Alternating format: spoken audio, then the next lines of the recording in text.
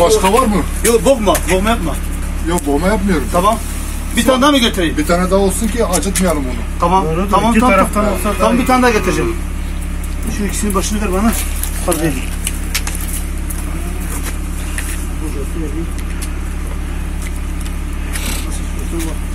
Elimdeki bir tane yeter yani. Bir tane acıt. Ağırdır, Kerem. La, tek taraf.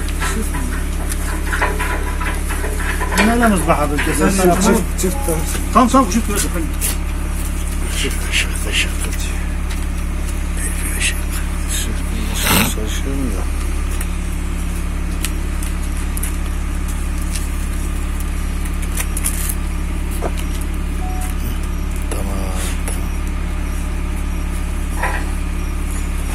Yavaş.